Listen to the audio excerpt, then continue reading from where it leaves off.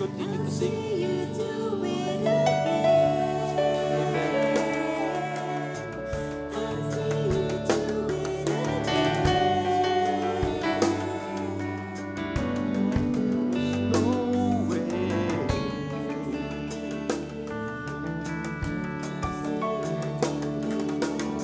Panginoon, sinasampakan namin, Lord, sa umagang ito, Lord.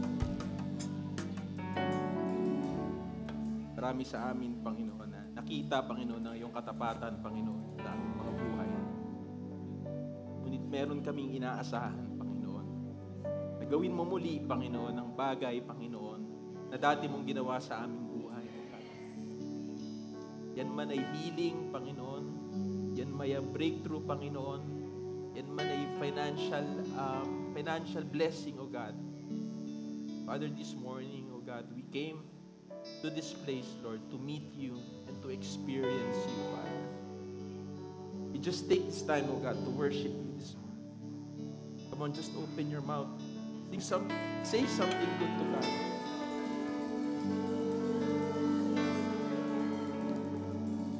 Yes, we worship you, Lord. Our faithful Father, you are so good to me. You are so good to me.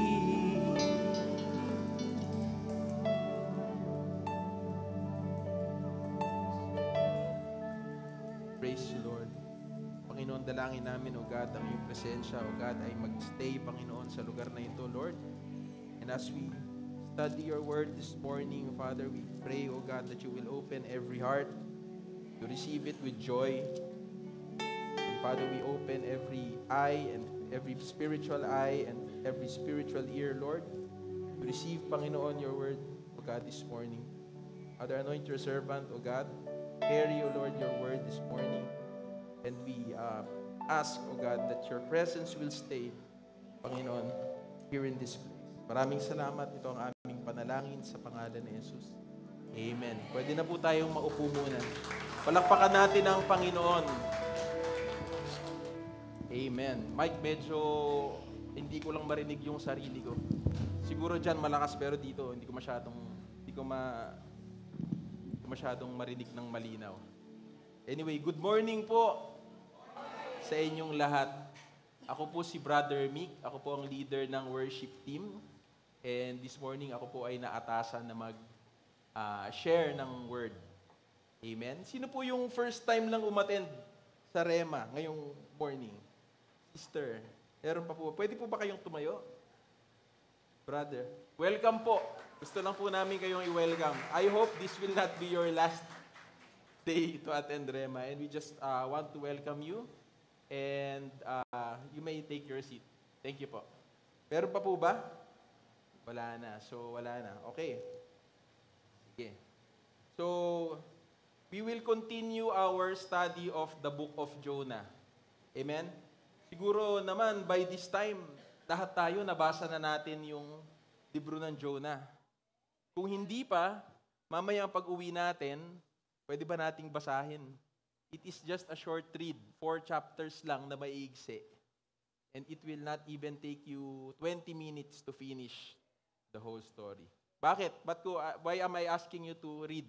Kasi mas may enrich yung understanding natin kung meron tayong previous knowledge na nung pinag-uusapan natin. We have been talking about Jonah for the past 4 weeks. Tama po ba? 3 weeks. And this is the 4th week and the 4th part of our 8-part study of the book of Jonah. Okay. So, dun sa mga hindi pa alam kung ano yung napag-uusapan natin, ang story ni Jonah started when he was called by God to go to the city of Nineveh. Okay, alam na nila. Okay, pero anong ginawa ni Jonah? Sa halip na pumunta siya sa Nineveh. Dito ang Nineveh, pumunta siya sa kabila. Okay? Ano ang kanyang dahilan kung ba't siya pumunta sa kabila? Because he hated the people of Nineveh. And he didn't like to to preach to them. Ayaw niyang masave yung city na yon. Kasi ano yun, basta galit siya. Ayaw niya doon dahil violent sila. Makikita niyo sa ibang books ng sa Nahum, makikita niyo yung ginagawa ng mga Ninevites doon. So ayaw niyang pumunta doon kasi hindi nila sila gusto. Amen ba? Ilan sa atin ang may mga hindi gustong mga tao na ayaw nating sharean ng salita ng Diyos dahil di natin sila gusto. Amen. So parang si Jonah lang din. Okay. So dahil ni-resist ng prophet yung panawagan ng Panginoon, pumunta siya sa kabilang direksyon, sumakay siya ng isang barko papunta sa Tarshish. And when during his journey, ano nangyari sa kanya? May dumating na, hindi pala dumating, pinadala pala ng Panginoon yung bagyo. Tinarget talaga siya. 'Di ba? Tingin niyo ba ang Diyos nagmimintis? Hindi, 'di ba? Siguro kahit saang lungga magtago yung matutumbok at matutumbok siya. So sa madaling sabi, nagpadala ng Panginoon ng bagyo at dun sa barko na sinasakyan ni Jonah. So ayun na, nagkagulo na. Hanggang sa nag-usap-usap sila, ano bang dahilan nitong dilubyo na pinagdadaanan natin? Nalaman nila si Jonah nga ay hindi sumusunod sa Panginoon, kaya nagkaroon ng bagyo. So ang nangyari, sabi ni Jonah, ibato niyo ako sa dagat. Okay? At nung ginawa yun nung kapitan at nung crew ng barko, tumigil yung napayapa ang dagat. Okay, so napayapa na. So siya nga talaga yung dahilan. So, okay, nandun niya sa malulunod na siya. Ang ginawa ng Panginoon ay nagpadala ng isda. Malaking isda. Okay? Na nagkasya si Jonah dun sa loob nung tiyan nung isda na yon. Okay. So, yun ang nagsalba sa kanyang buhay. Okay. Nandun siya sa loob. He was inside the fish for how many days and how many nights? 3 days. So, nakikinig pala talaga kayo. Aram yun na. Sige. Okay. So, nandun siya ng 3 days and 3 nights until he called and prayed to God. Amen. So, yun na. That's the end of chapter 1. Chapter 2, what happened? Sabi dito, nag-pray si Jonah sa Panginoon dahil dun sa desperation niya. He was in a desperate situation. Imagine niyo kaya malunok ng isda. Kayo na mamili kung anong isda yung lulunok sa inyo. Pero imagine niyo yung feeling. Siguro masikip. Naalala ko yung kay Pinocchio kasi whale yun yung tatay niya. Pero yung tatay niya nakapagsigapan ng apoy doon. Pero hindi siguro ganun yung nangyari. Anyway, I will read from chapter 2 verse 1. Sabi dito, from inside the fish, Jonah prayed to the Lord his God. He said, in my distress, I called to the Lord and He answered me. Pwede po bang basahin nyo rin with me? Okay, from deep in the realm of the dead, I called for help and you listened to my cry. Okay, so anong ginawa ni Jonah? Siya ay nanalangin at anong response ng Panginoon? Ang Panginoon ay nakinig. Amen. Parang tayo rin kapag desperate na yung situation, saka tayo tatawag sa Panginoon, di ba? Saka tayo, alala ko si Lord kasi wala na akong magawa Para bang last resort si Lord lagi, Okay, sabi dito, in the midst of his sin and disobedience, Jonah prayed to God and God listened to him. So anong resulta nung pangyayaring yon? Nagkaroon ng repentance. Sabihin nyo nga repentance. Repentance. Si Jonah sa kanyang puso. Sabi sa verse 9, but I, with shouts of grateful praise, will sacrifice to you. Please read with me. What I have vowed, I will make good. I will say salvation comes from the Lord. Okay, so nagkaroon na siya ng change of heart. Actually, yun ang meaning ng repentance. Nagkaroon ng pagbabago sa puso at sa way of thinking. At nag-choose siya na baguhin yung kanyang ginagawa. Okay? Sabi niya dito, what I have vowed, I will make good. Okay? So, sabi niya sa Panginoon, sabi niya, gagawin ko na yung dapat kong gawin at ginawa.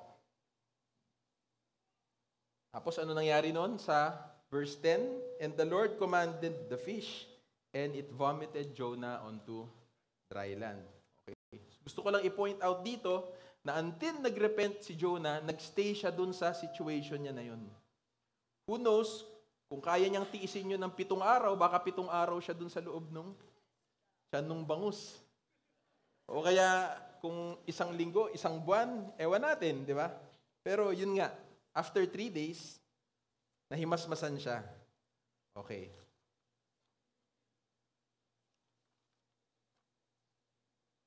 Sabi dito sa Psalm 51, verse 17, pakibasahan po natin. My sacrifice, O God, is a broken spirit, a broken and contrite heart. You, God, will not despise. So, hindi kinamumuhian ng Diyos ang isang puso na may pagpapakumbaba. Amen po? Amen? How many of us sometimes still make mistakes, still commit disobedience to God? At sabi dito sa Psalm, kapag tayo ay merong genuine, tunay na pagsisisi sa ating puso, hindi ito aatrasan, hindi ito tatalikuran ng Diyos. Amen po? Jonah was the primary recipient of God's grace. Amen ba? And forgiveness. Bago pa man ma-receive ito, even before Nineveh received God's grace and forgiveness, ang nangyari, sino muna ang nakaranas nito? Si prophet, di ba? Si prophet Jonah. Okay. Until this, so that's the end of chapter 2. Until this time, God was working to soften Jonah's heart para to prepare him for the mission. Amen? So, ang title ng pag-aaral natin ngayon is Mission Revives the Church Before It Saves the World. Okay. Amen. God's ultimate plan is to save the world through His children. Sino ba dito ang mga anak ng Diyos? Taas po ang kamay. Amen? We are the sons and daughters of God. Kung hindi pa po kayo sigurado, mamaya, dun sa, saan ba? Doon. Kung hindi pa po kayo sigurado, mamaya, doon sa glass room na yon, ipapaliwanag po namin at ng ating mga kapastoran kung anong ibig sabihin, pagiging anak ng Diyos. Amen. Sino ba dito ang ayaw na maging anak ng Diyos? Baka meron lang. Meron po ba? Wala naman siguro, no? Amen. Okay. So yun, mission revives the church before it saves the world. Let's read Jonah chapter 3 verse 1. Okay, ready, go. Then the word of the Lord came to Jonah a second time. Go to the great city of Nineveh and proclaim to it the message I give you. Jonah obeyed the word of the Lord and went to Nineveh. Now Nineveh was a very large city. It took 3 days to go through it. Jonah began by going a day's journey into the city, proclaiming, 40 more days, and Nineveh will be overthrown. The Ninevites believed God. A fast was proclaimed, and all of them, from the greatest to the least, put on sackcloth. Okay, stop. Okay, so dito makikita natin na nangusap uli ang Panginoon kay Jonah. After 2 chapters, hindi ko alam kung gaano katagal yun. Siguro 3 days and 3 nights. Okay. So dito, merong binigay na fresh word ang Panginoon kay Jonah. But this fresh word is not necessarily a new word. Kasi galing to dun sa dati ding sinabi ng Panginoon kay Jonah na go to the city of Nineveh and proclaim against it. Okay. It is the same word given at the right time when Jonah's heart is ready to receive it and he is willing to obey. Amen? Dalayan ko sa umagang ito na yung mga puso natin ay maging ready din para tumanggap ng salita ng Panginoon. Amen ba? Amen. Okay, so i-ready natin ang mga puso natin. The circumstances Jonah went through softened his heart. Yung dating may pusong bato na meron siya, na ayaw sumunod at makinig sa Panginoon, ay pinalitan ng heart na malambot, na masunurin. Okay. Bakit? Kasi pinagdaanan niya lahat yun. Ikaw kaya ang dunok ng isda. Okay. Sometimes, God brings us through circumstances not to destroy us. Sino ba dito ang nakakaranas ng pagsubok minsan sa buhay? Amen. Tayong lahat, di ba? Wala namang sigurong exempted. Okay. Sometimes, itong mga pagsubok na to ay dala ng mismo sarili nating mga pagpili, sarili nating mga desisyon, di ba? Pero, itong mga bagay na to, hindi inaalaw ng Panginoon na dumating sa atin para sirain tayo, or patayin tayo, or wasakin tayo. Amen ba? Pinapadala to ng Panginoon para tayo ay dalhin niya sa Kanya. Gaya ng ginawa niya kay Jonah. So yung mga circumstances ni Jonah yon, it led Jonah to repenting to God. It led him to have a change of heart. And it led him to disobedience to the will of the Father in heaven. Let us continue to read Jonah chapter 3 in verse 6. Yan. Please read with me. Ready, go. When Jonah's warning reached the king of Nineveh, he rose from his throne, took off his royal robes, covered himself with sackcloth, and sat down in the dust. Okay. Ano nga yung warning na binigay ni Jonah? Sabi niya, yet 40 days and Nineveh will be overthrown. Okay. Wala man lang dun message na, God loves you. Masasabi lang niya, in 40 days, awasakin ng Panginoon tong bansa niyo. At ano ang ginawa ng king? Di ba? The king rose from his throne, took off his royal robes, covered himself with sackcloth, and sat down in the dust. Ano ba yung, hindi niyo po na itatanong, ano ba yung sackcloth na sinasabi ni brother? Kapag nung nag-aaral ako, tinanong ko din yan sa sarili ko, ano po ba yung sackcloth? Isa siyang garment, nagawa sa buhok ng camel o kaya ng kambing, na magaspang siya at hindi siya komportable na isuot. Okay. So, ganun ang ginawa ng hari. Nagsuot siya ng ganon. Verse 7. This is the proclamation he issued in Nineveh. Sabi ng hari, merong proclamation, may executive order, sabi niya ganon.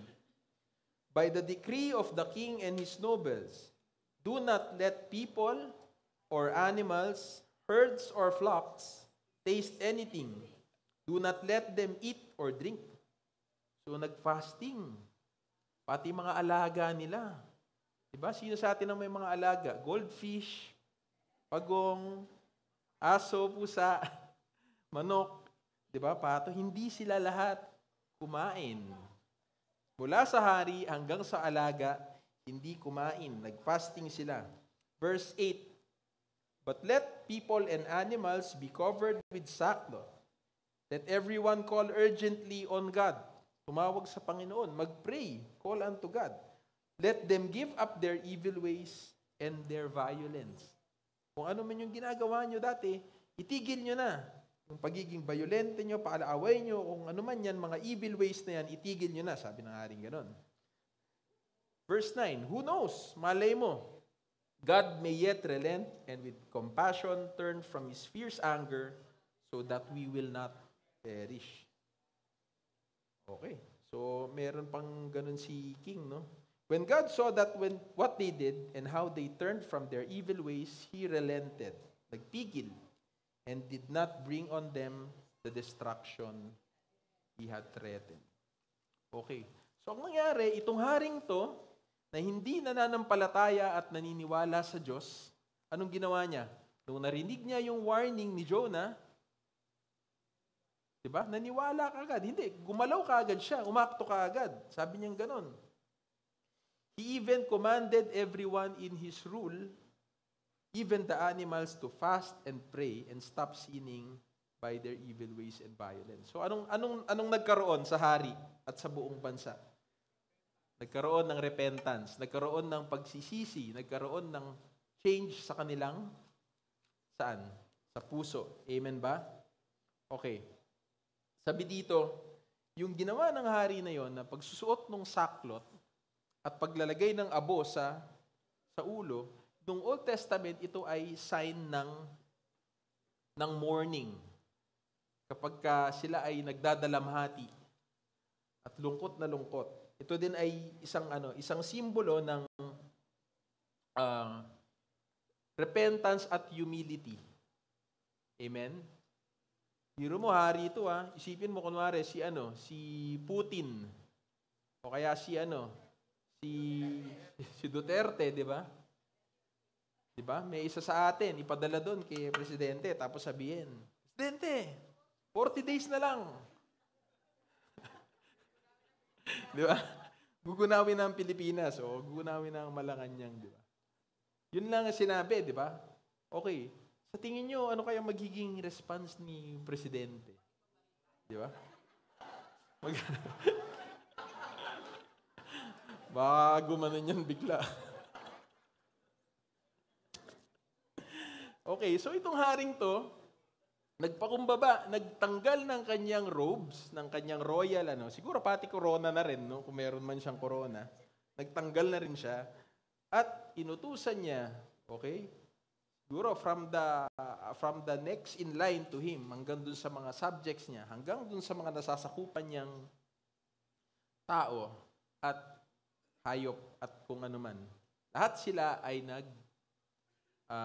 repent. Believe din ako dun sa mga Ninevites, no? Kasi nakikinig. Nakikinig silang lahat, no? Pati mga alaga nila nakikinig. Siguro sa ating mga Pilipino, medyo mahirap gawin yan. Pero walang imposible sa Panginoon. Amen? Amen. So, magkaroon ng repentance sa puso ng mga Ninevites. Okay. Ano pa ba? Okay, ito tanong. Ano sa tingin nyo? Why did the story of Jonah start with chapter 3?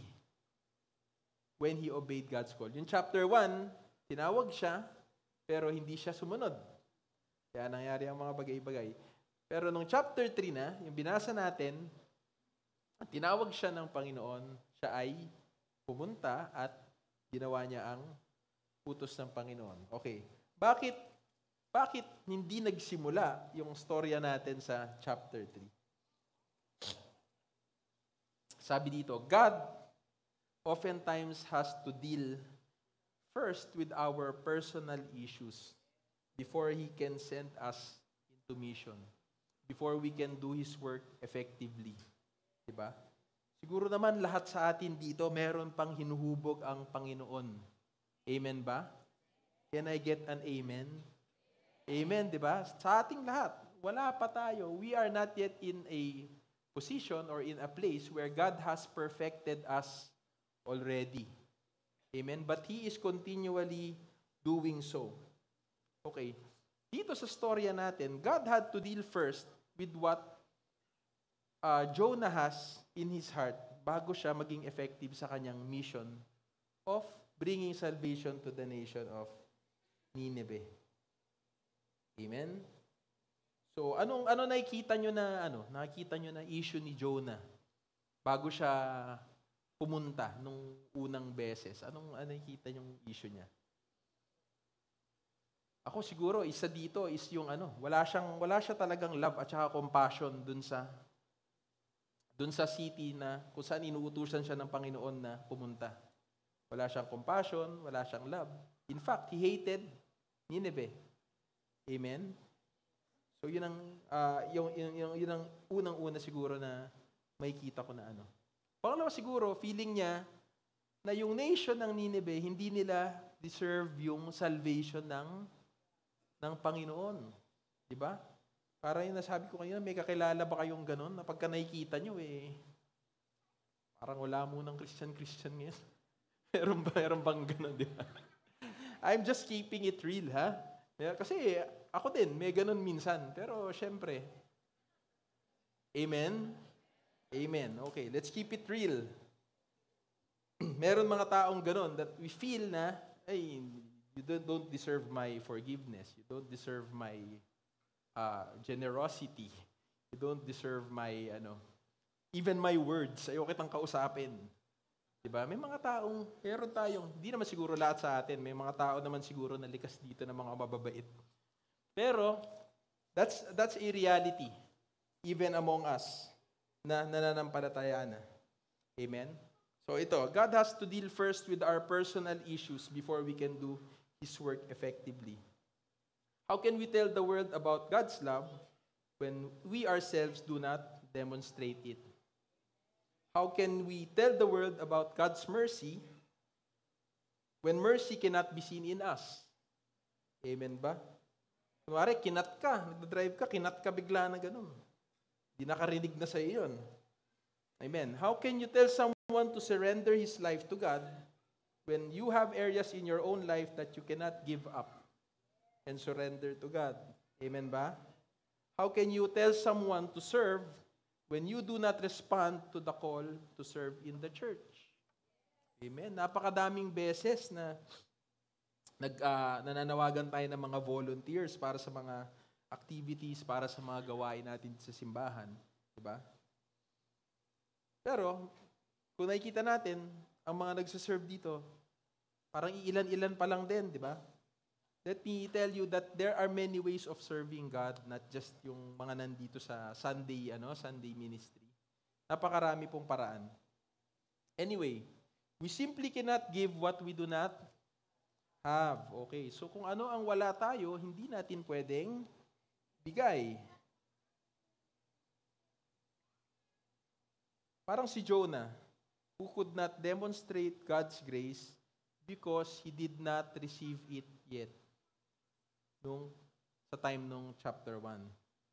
Okay, God's call to us in missions changes us first before it changes the world.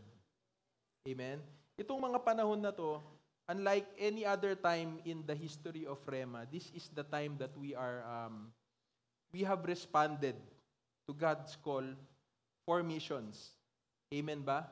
Yung mga naririnig nyo ng mga gospel fluency, missional community, mga saturation, ano bang motive behind this?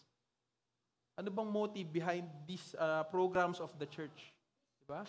The motive is missions. Missions simply to win the world for God. Amen ba? Amen. Yun ang, anyway, later. So yun ang panawagan sa ating lahat. Actually, hindi lang dito sa Rema, but for us, for all of us Christians. Diba? The ministry of reconciliation, reconciling God to man, was given to every believer, to every son and daughter of God. Okay. Question. Bakit si Jonah? Why Jonah? Surely God can use someone else. Someone else who is willing, someone else who is obedient, someone who is loving. Amen? Bakit si Jonah? Okay. God gives us a second chance every time. Amen ba? Not even a second chance. Many chances. Because He wants us to partake of the blessing when we yield to Him and follow Him. Merong biyaya ang pagsunod sa Panginoon. Amen ba? May kalakip, may kasama na biyaya, may kabandel na biyaya ang pagsunod sa Panginoon. We are the primary beneficiaries of God's goodness when we follow Him. Ano ba ang goodness ng Lord? Isipin nyo na, lahat ng mga gandang bagay. Crush nyo. Hindi, joke lang. Diba? Goodness, yung blessings, favor, wisdom, amen? Healing, restoration ng relationships, diba? All these things are good. Do you agree? Amen? May kasamang nararanasan natin ang goodness ng Panginoon kapag sumusunod tayo sa Kanya. Okay. So, kinailangan ni Jonah muna na maranasan yung mga yung grace ng Panginoon, yung salvation ng Panginoon, bago niya ipahayag yung salvation sa bayan ng Nineveh. Before Nineveh experienced God's mercy, Jonah received it first. Before Nineveh received salvation, Jonah received it first. Sabi dun sa chapter 2, verse 9, diba? Salvation comes from the Lord, not from the Bombay. Amen. Before our neighbors experience peace in their families, we will receive peace first in our families. Amen ba? Amen. Bago iparanas ng Panginoon sa mga kapitbahay natin o sa community natin, paparanas niya muna sa atin. Before our friends experience financial blessing, we will receive and we will experience financial blessing first. Before our relatives experience miracle healing, we will receive miracle healing first. So kung ano man ang kabutihan ng Panginoon na gusto niyang iparanas sa mundo, ang gusto niya maranasan muna ng kanyang mga anak. Amen ba?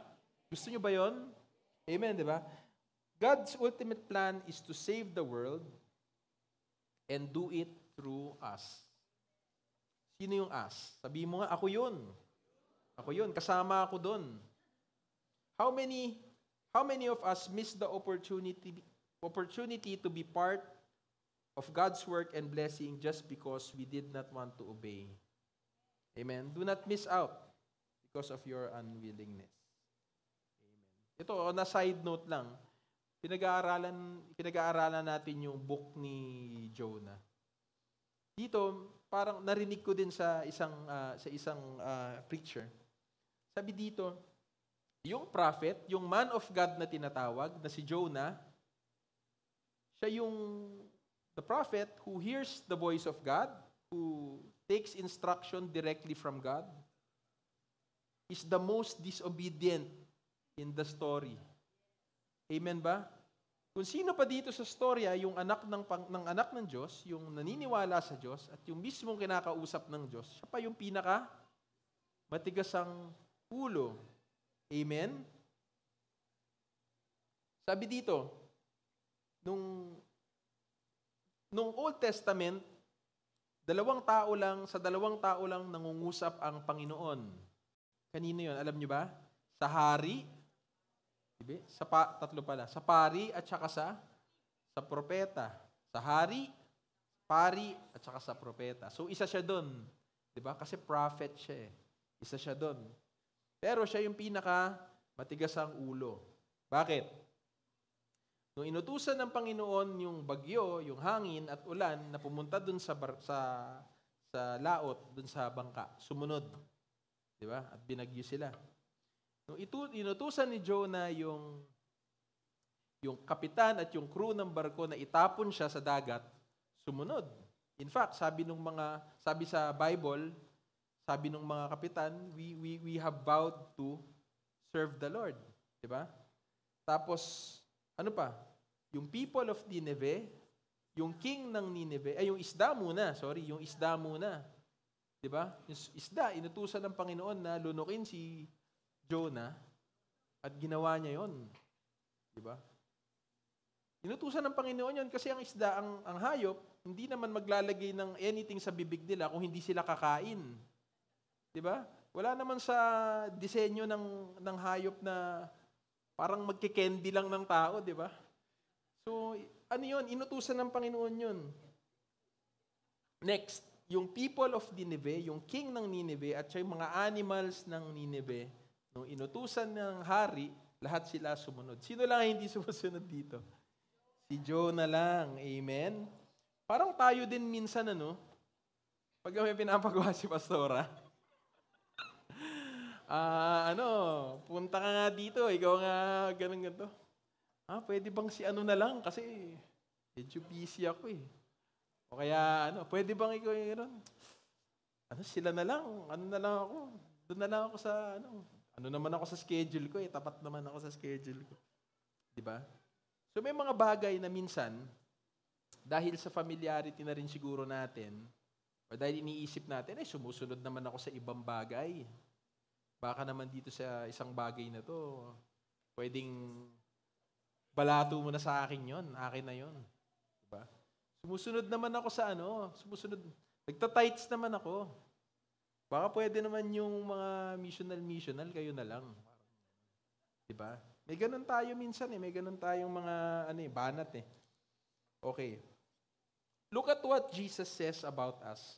Sabi sa Matthew 5:13, "You are the salt of the earth." Sino pinatutukuyan dito? Siguro tayo, no? Hindi tayo talaga. Okay, but if the salt loses its saltiness, how can it be made salty again? It is no longer good for anything except to be thrown out and trampled underfoot. Sa verse 14, "You are the light of the world." Tayo rin yan. "A town built on a hill cannot be hidden. Neither do people light a lamp and put it under a bowl. Instead, they put it on its stand, and it gives light to everyone in the house." Amen. Kinakausap tayo dyan ng Panginoon. We are called to do what is good and uphold what is right.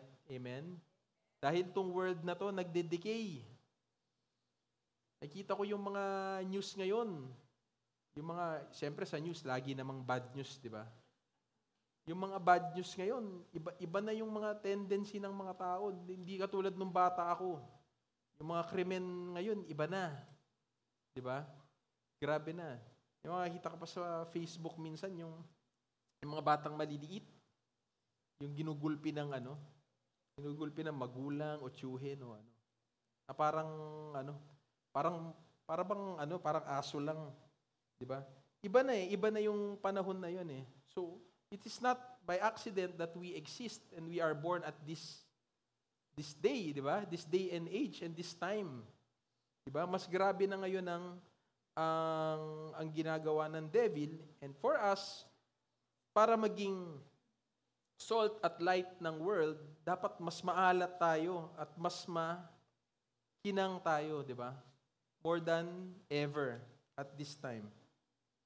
Sabi ni Apostle Paul, sabi sa 2 Corinthians 5:18-20. Basahin po natin. "All this is from God, who reconciled us to Himself through Christ and gave us the ministry of reconciliation. That God was reconciling the world to Himself in Christ, not counting people's sins against them. And He has committed to us the message of reconciliation. We are therefore Christ's ambassadors, as though God were making His appeal through us. We implore on you, on Christ's behalf, be reconciled to God." Okay, ito na yung sinasabi ko kanina na ministry of reconciliation. Diba? Bawat sa atin, merong panawagan na galing sa Panginoon na yung mga hindi nakakakilala sa Kanya ay i-reconcile sa Kanya. Diba? Paano natin gagawin to? Diba? Ang gagawin ba ng Panginoon niya na itong hindi pa naniniwala itong mga taga-Conception 1. Ang gagawin ko, magpapadala ako ng ng miracle para maniwala sila. Hindi gagawin yun ng Lord. Alam niyo kung bakit? Kasi, kung gagawin niya na ganun na lang, sana nung tayo na save na, hindi na tayo nagstay dito sa world. Diba? Sana, namatay na lang tayo kagad at umakyat sa langit, diba? But God's design is that for us, who are already reconciled with Him, will be the agents or will be the ones to reach out to these people. Amen? Diba? Tayo yung binigyan ng task o ng mission para abutin yung nasa mundo. Hindi walang exempted dito mga kapatid. Amen? Lahat tayo na reconciled kay God, lahat tayo may ganitong klaseng panawagan. Amen? Hindi, worship team na ako nakasama dyan. Diba? Hindi, walang ganun. Diba? Lahat tayo. Amen? Attendee lang ako dito Ano naman? Hindi ako kasama dyan. Hindi, kasama ka rin kapatid. Lahat tayo. So dapat tayo lahat, makiisa tayo dun sa program ng church kapag nagpapatawag din ng mga sports fest, family Olympics, prayer, training. Mga kapatid, hindi lang yun para sa mga dati nang uma-attend o sa mga dati nang nagsiserve. Para sa ating lahat yun. Amen ba? Amen. Okay.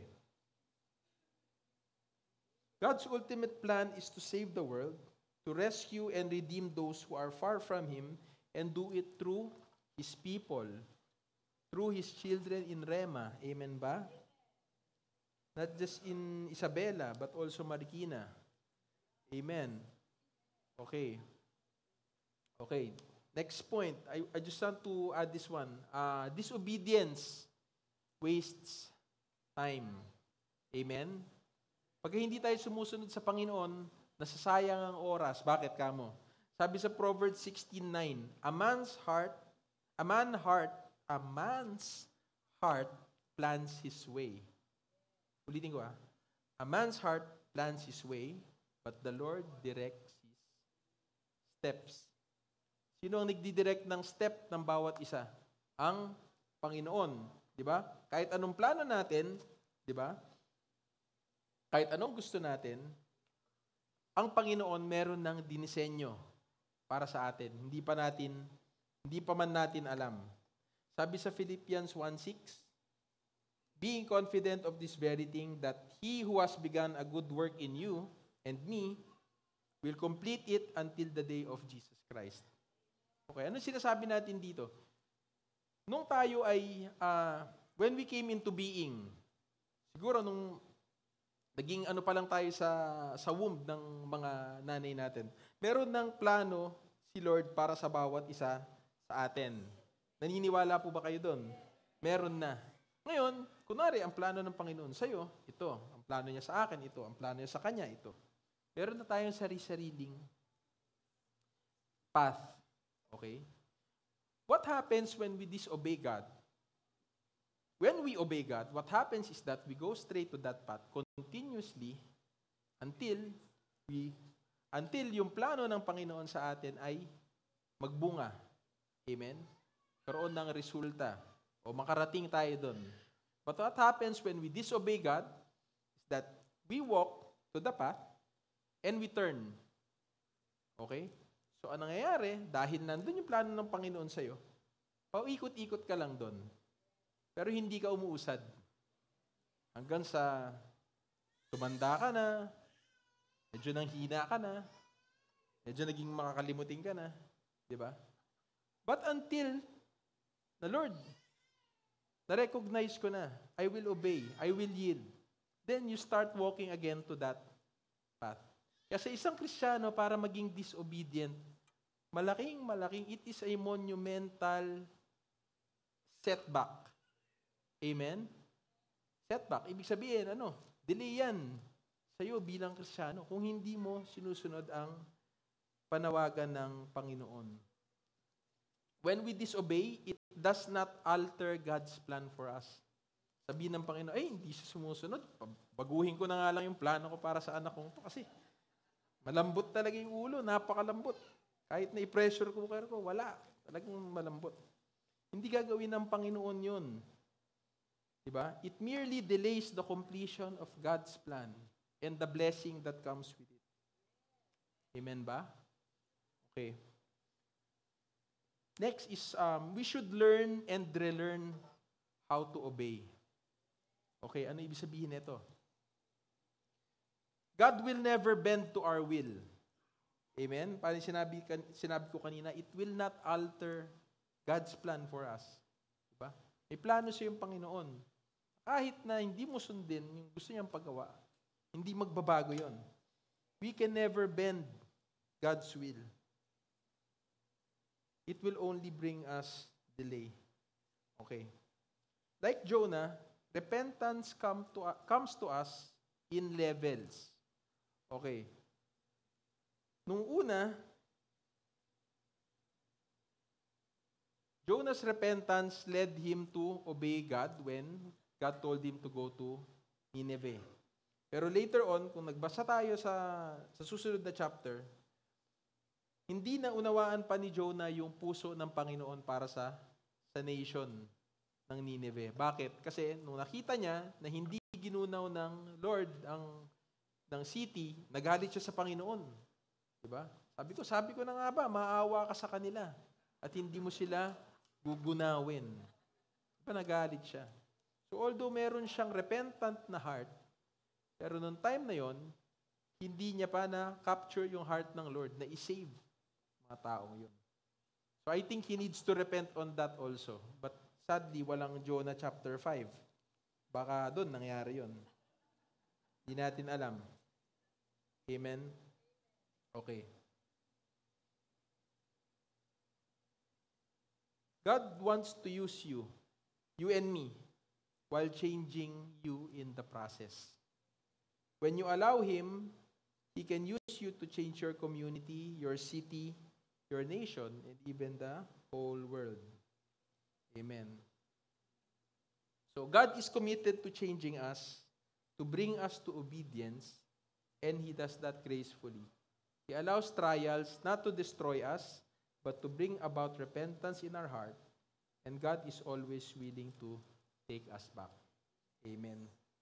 So, yun lang po ang kabuuan ng aking pagtuturo ngayong umagang ito. Itong siguro this morning, let us look into ourselves. Let us seek ourselves. Do you feel that there is an area in your life wherein you are disobedient to God? Let us reflect. Do you need the grace of God to learn to obey and relearn to obey? Are you going around in circles because of a continuous disobedience to God? Okay, so these are just things that we should think of. Amen? Pwede ba tayong manalangin? Amen. Iliw natin ang ating mga ulo.